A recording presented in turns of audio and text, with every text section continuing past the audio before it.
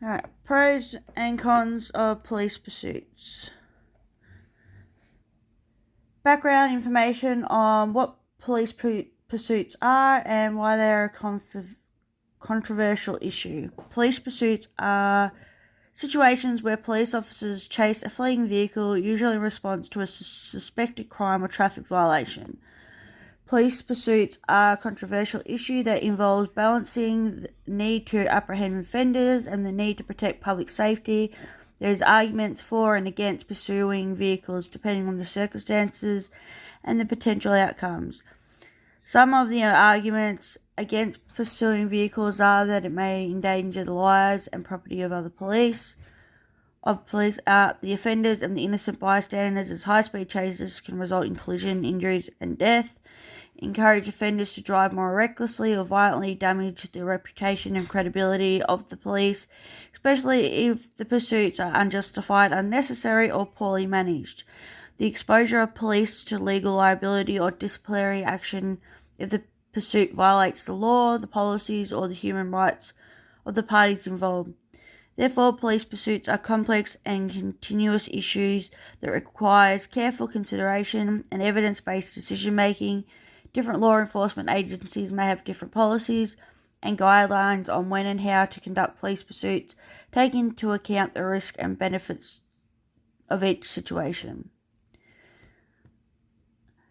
Pros of police pursuits. It may deter offenders from fleeing or committing further crimes, as they know they will be held accountable for their actions. It may increase public confidence in police and the justice system, as they see that the police are enforcing the law and catching criminals. It may allow the police to gather evidence, identify suspects, and recover stolen property or contraband. It may prevent offenders from escaping to other jurisdictions or countries where they may be harder to locate or extradite. Cons of police pursuits.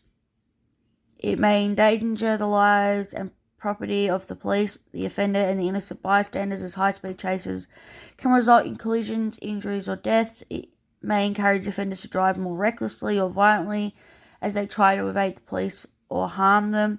It may damage the reputation and credibility of the police, especially if the pursuit is unjustified, unnecessary, or poorly managed. It may expose police to legal liability or disciplinary action.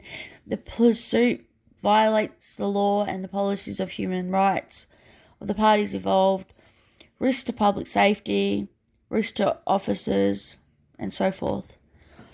Effectiveness. The effectiveness of police pursuits is another point of contention. According to the analysts of the International Association of Chiefs of Police, only 9% of police chases were directly linked to violent crimes. The majority of pursuits were due to traffic violations, suspected stolen vehicles, or suspected intoxicated drivers.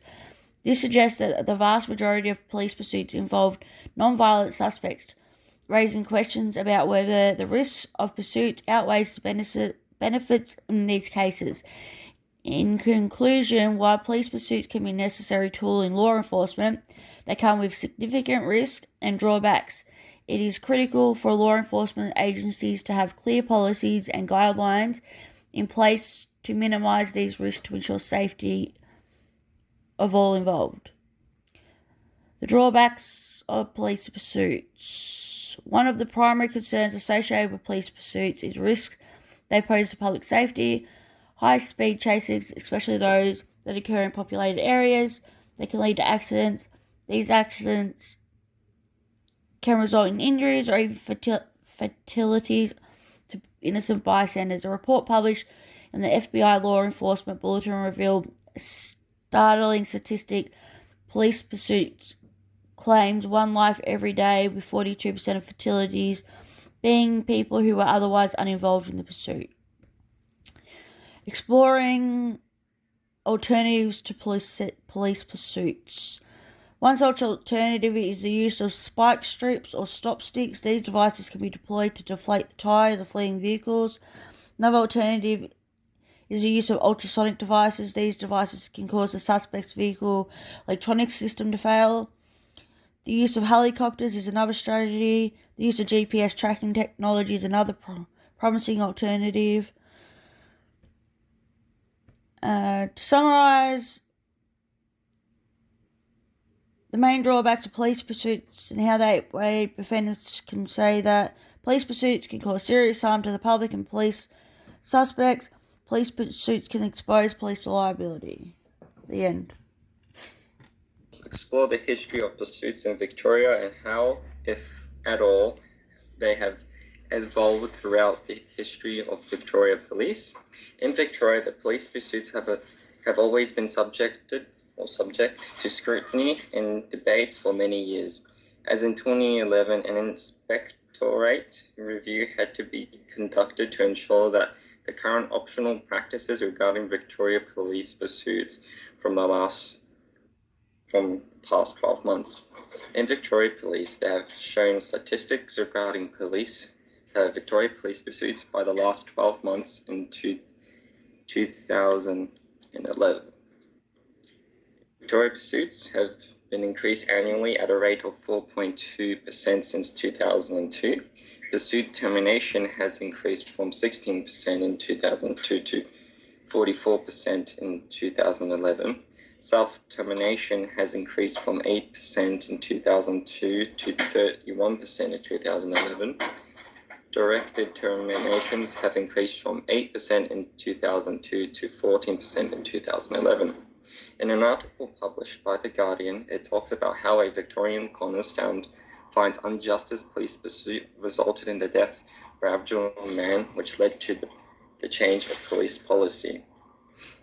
The Victorian coroner's found that the high-speed pursuit that resulted in the death of an Aboriginal man was not justified and called for the rules to be changed back to more restrictive settings that were placed before the tragedy in Brook Street. Victorian police have changed its policy in 2015 to allow pursuits only when the public safety was threatened or a serious offence was committed, but in the response to the recommendations made in 2013, but in the policy it specifically prohibited pursuits in a pursuit to monitor traffic offence and theft. It was later removed when the policy was updated back in 2016 after a negative media campaign, and the policy was broadened again after the Brook Street tragedy in January 2017. The Road Safety Vehicle Impoundment and Other Amendments Act 2005 commenced on the 1st of July 2006. The main goal of this legislation was meant to reduce the road trauma on the roads. This gave Victorian police members with a legislation capacity to seize vehicles from offending drivers in certain circumstances. Road Police Intelligence Unit identifies that majority of police pursuits last 3 kilometers or less than 58%, which is 3 minutes or less, which is 62%. The average speed that is reached during a police pursuit case study was 126 kilometers, but the maximum speed reached exceeded 2,000 kilometers, while the minimum being 77 kilometers per hour. Yep, that's all. Advantages of the suit, correct? Shit. You guys ready? Yeah. I can do this easily. Sweet. So, you recording? Yeah. Cool. So I'm doing the pros and cons of police chases, taking into consideration the risk of the police, the accused, and the public. So first off, obviously, police pursuits are one of the most dangerous regular activities a police officer can be expected to engage in. Historically, both in Australia and other example nations like the United States, for example, pursuits do have a high risk of causing injury, death, and disruption, obviously, to the general public, the police, and the offender is involved in the situation. However, there are cases that can present itself where the where the reward outweighs the risk for an offender to be actually apprehended. An example would be a murder subject or an offender who's actively shooting on members of the public. While rare in Australia, these situations have occurred in Australia. For example, there was one a few years ago in the Northern Territory where their equivalency of SOG was deployed. Those are examples where pursuits the risk v reward, the reward outweighs the risk because there is an immediate need to take down the offender. If the offence, for example, was just for a summary offence, just speeding, reckless driving, and they start operating at such recklessness, for example, in peak hour traffic, you most likely want to call off the pursuit or get air wing to attach and track the pursuit, and just pull off ground units. And again, it just comes down to the risk v reward of the pursuit. Is the offences worth pursuing, worth chasing? Is it worth putting the public at risk and the officers at risk? There was an example just a couple of months ago where the risk was great, but the reward was also great for an offender who was wanted in both Victoria and New South Wales for, I believe, a shooting. And 2 police officers in the divvy van got into an accident because of it.